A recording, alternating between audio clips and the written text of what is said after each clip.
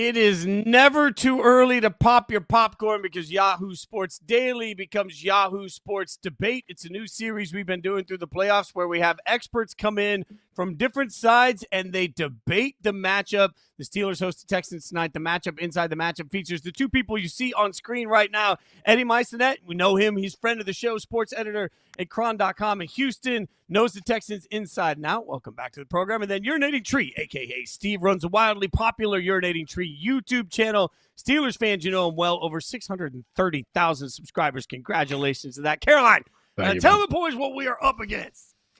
Yeah, no more playing nice, no more pleasantries, no more manners, because this is a debate. Both these guys cover these teams. They know these teams and the ins and outs. So we will debate this matchup that we have tonight on Monday Night Football. So, Eddie, I will start with you.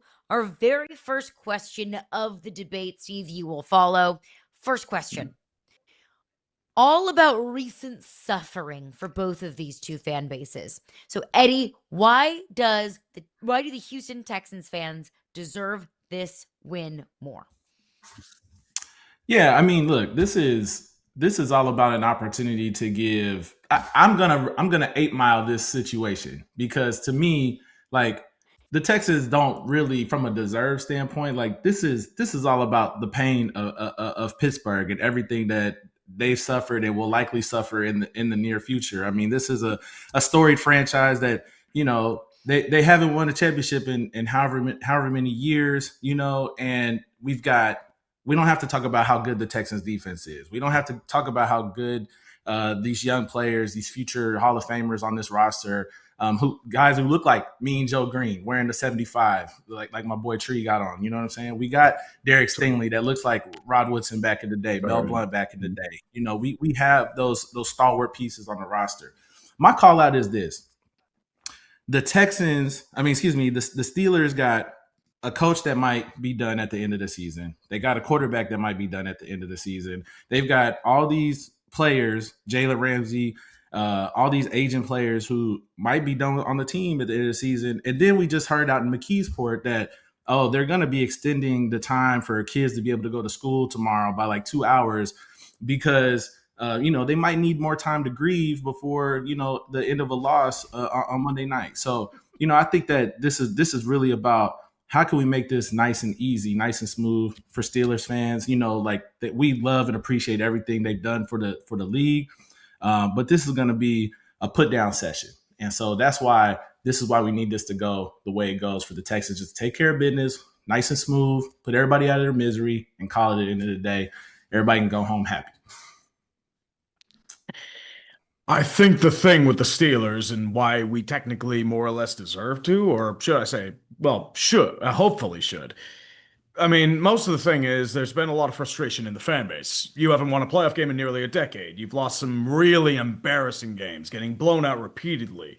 Against the Bills earlier this year, the fan base broke. You had a situation where they were actively booing the team, fire Tomlin chants. They booed Renegade, which Renegade is the big, thing for Steelers, and especially with their defense. They started booing that. Fans were laughing during that. So you figure that was kind of like a rock bottom for the team.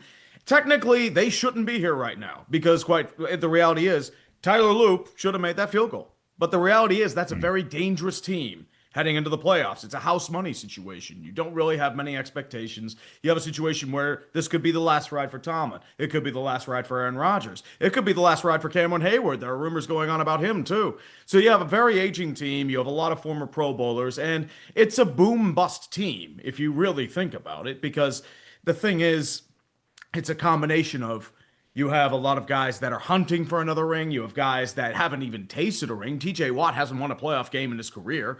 Cameron Hayward has never sniffed a Super Bowl. You have Aaron Rodgers, who hasn't tasted a Super Bowl in 15 years. He beat the Steelers. So it's a situation where it's, as I said, there's a lot of strange things that can happen in the playoffs. Nobody really expected the 49ers to beat the Eagles. So I think there's a pretty even chance. I think this game's more or less a coin flip. And if the Texans more or less lose, I think it's like there's kind of a magic in the air because the Steelers haven't lost a Monday Night Football game since 1991. They have a 23-game winning streak on the line. All right, so then let's get into these cities then, gentlemen. Steve, I'll start with you. Tree, we'll start with you. All right, what's the better overall sports town, Pittsburgh or Houston? Come on now.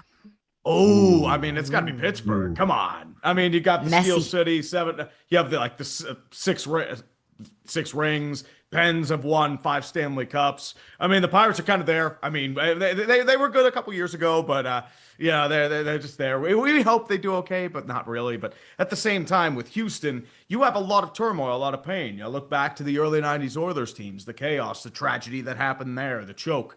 They also had the situation with Bud Adams. They don't have I mean, the Rockets, they've been kind of hit or miss. The '90s really good, but then you have the pain of the late 2010s runs where they just couldn't get over the hump.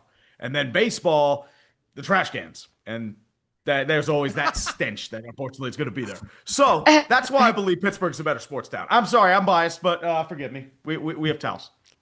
Let's go. It's all good. Towels. It's all good. Look, man, bang those trash cans, man. Look, bang the trash cans. We'll bang them a few more times if we got to.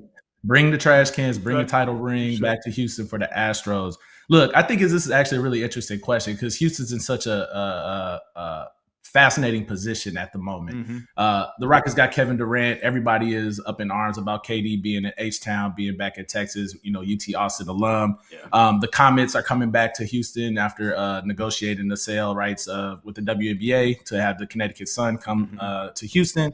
And then obviously the history of the Oilers, the Love You Blue Oilers, now the Texans. And look, say what you want about the Texans. They are 2-time defending AFC South champions. Yes, Jacksonville went down over the weekend, but Houston has owned the division for the last couple of years. And that's before we even go to look at some of the college stuff with the city. The Houston Cougars were in the Final Four and the national championship last year. I think they've got the best point guard in America in Kingston Flemings, and UH, I think, will be very likely contending for a national championship in 2026 as well. And then shout out to Willie Fritz and them boys as well with the Houston Cougars football team. So, I think you look at it in totality, you think about big names, you think about superstars. The city of Houston has always had it. Nola Ryan, Hakeem Olajuwon, Earl Campbell, guys like that. And I think that the cool thing is you can look at the city of Houston now, and they've got Hunter Brown, they've got Kevin Durant, Amen Thompson, CJ Stroud, Will Anderson. Like, they've got a foundation now that you want to get on this bandwagon before it gets really rolling, because in the next 5 to 10 years, I think Houston's going to be in prime position. All right, being too nice. Let's shake things up a bit. I'll see if I can maybe stir the pot a little bit. Eddie, we will start with you with this next question. You need to win just one game, lose and go home, win in advance. Who would you rather have as your quarterback? Aaron Rodgers or CJ Stroud? You know what? Let's be honest. I think I'd rather have Aaron Rodgers right now. And that might be, look, I might not be able to go back behind downtown. enemy lines. I might not be able to go to NRG. But in a one-game scenario, now if they have to face the Houston Texans, facing the Houston Texans defense, obviously this is a conundrum of sorts. But Stroud needs to have a big game in a big situation. I think most Houstonians would hold his feet to the fire in regards to that. And Aaron Rodgers, I think he's got the resume that says, like, hey, we know he can still probably do it one time. So if it's one game for my life, that's a challenging pick. And yeah, I'm probably about to get banned from NRG for a little bit. But I as of right now, I would begrudgingly, like, I don't feel good about either choice, if I'm being honest. But I would begrudgingly take Rodgers in this circumstance. I would say Rodgers as well. I think they've both been very up and down quarterbacks. Rodgers has had a lot of inconsistency this year, but he's 42. I mean, it's just usually it's kind of in the twilight of that career. But the thing with CJ Stroud, he has a lot of talent. I love him as a player.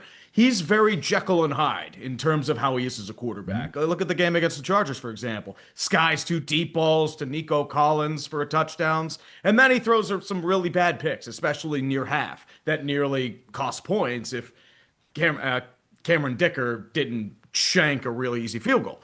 So I think there's a real issue that can really be exploited there. And in terms of the Texans defense, I have faith in Rodgers for one reason. Against the Vikings this year, Brian Flores' defense is relentless. They have a swarm. They spam blitzes left and right. I know the Texans are more or less a conventional style. They don't really change up their scheme per se. But with the quick game, Aaron Rodgers was able to dissect that really fast. And I think that's going to be the key for Rodgers moving forward. And I know he does have that playoff record. He's been throwing a lot of clutch plays, even in times when his defense let him down. I think it's a situation there where you have to go with the track record and the tenure over the potential upside in the CJ Stroud. So in that pace, I would choose Aaron Rodgers too. All right, Tree, then let's go with this one. Better Watt, TJ or JJ? Woo! Dude, it has to be TJ. Has to be TJ. I mean, with how many forced fumbles that man has forced over the years, that man is going to Canton. That man, JJ is a fantastic player, but TJ Watt has the ability to change a game on a whim. That man wins the Steelers at least 3 games a year. Not much this year, but in the past, especially with a forced fumble, sack, deflection at the line, interception when you need it, TJ Watt's right there. Him and Cam Hayward. They are wreckers on that defensive line.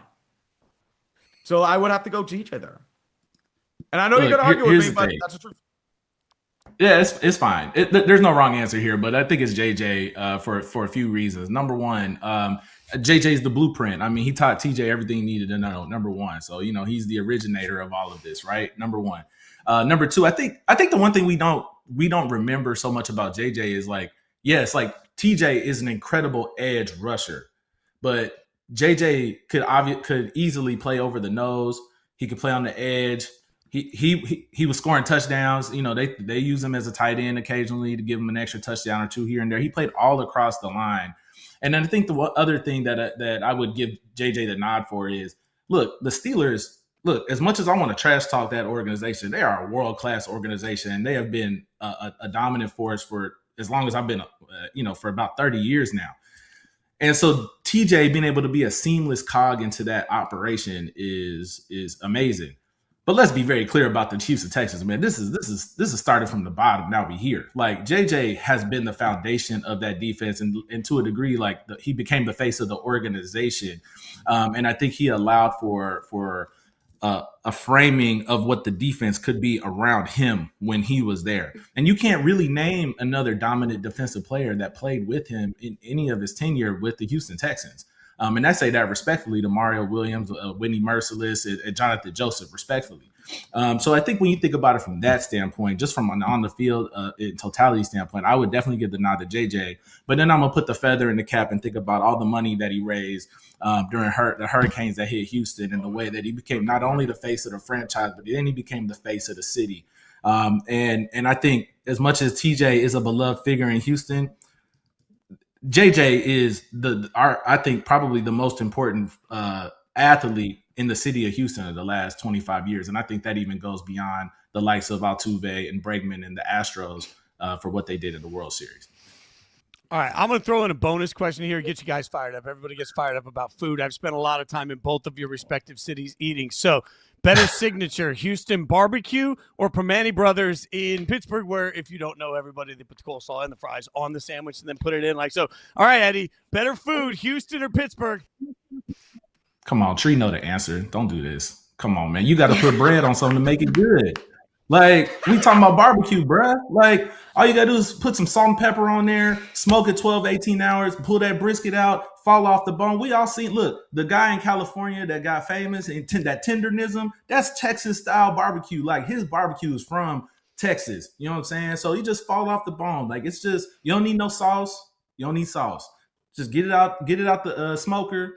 Let it rest. Get that smoke ring. Caroline, you know about the smoke ring. Come on now. Stop playing. It's barbecue. This is an easy answer. Come on, Tree. Don't do it. Don't do it, I mean, dude, I'm a barbecue man myself. I got myself an electric smoker last year. So I got to be honest, man. I got to go to barbecue too. I've been to North Carolina. I've had their barbecue. It's fantastic. I've had Texas barbecue too. And I mean, it is an adventure. I'm sorry. I mean, Permane Brothers is a Pittsburgh staple, but you have to have the right sandwich. If it's the Pittsburgher, it's not good. You got to have the Black Angus, the Colossal Fish, or the Raging Cajun. You have that, you have yourself a good little meal. But the thing is, that doesn't hold the candle to Texas barbecue, man. I mean, it's like trying to compare a ribeye steak to a Philly cheesesteak sandwich. You can't compare the two. I'm sorry, you just can't. This is amazing. Caroline, you I'm get to going to decide die the in victor Pittsburgh. of I our... know I'm going to die in Pittsburgh, but I'm sorry. Yeah, I pray for you in the stadium. They're going to have things to say. Caroline, you get to pick the winner. What do we got? I mean, I have learned that I do need to dip a little bit more into my Pittsburgh foodie scene bag because I have not heard of any of these things, but Houston is down. I mean, I think it's one of the most underrated foodie cities in the country. Barbecue, great sushi in Houston as well. Great food in Houston.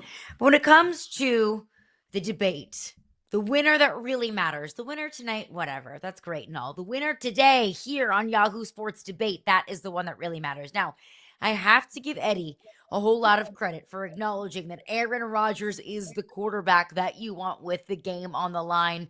Love myself some CJ Stroud, but the answer 100% is Aaron Rodgers. So Eddie gets some brownie points for that one. But overall, I think the team that deserves it more, it's the Pittsburgh Steelers. The Pittsburgh Steelers have been in a playoff win drought for so long. So Tree, congratulations. You have won today's debate. Gentlemen, we appreciate you guys hanging out with the insight. Enjoy the game.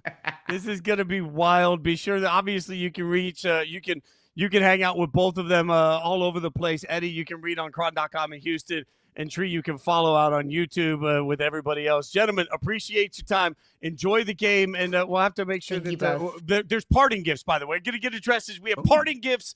Look at that. Nice. The parting gift is a little Yahoo Sports Daily mug, and then I'll tell everybody I've got Don't give it away. Gift cards. So no. Tree should know this. I've got remnants of gift cards that have like $3 left on it. So you're gonna get one of my couple bucks left on it. Let's see where it goes. Hey, if it's Amazon, I'm all for it. That's all I'm gonna say. Perfect. Gentlemen, we appreciate you hanging out with us. Enjoy the game. Nice.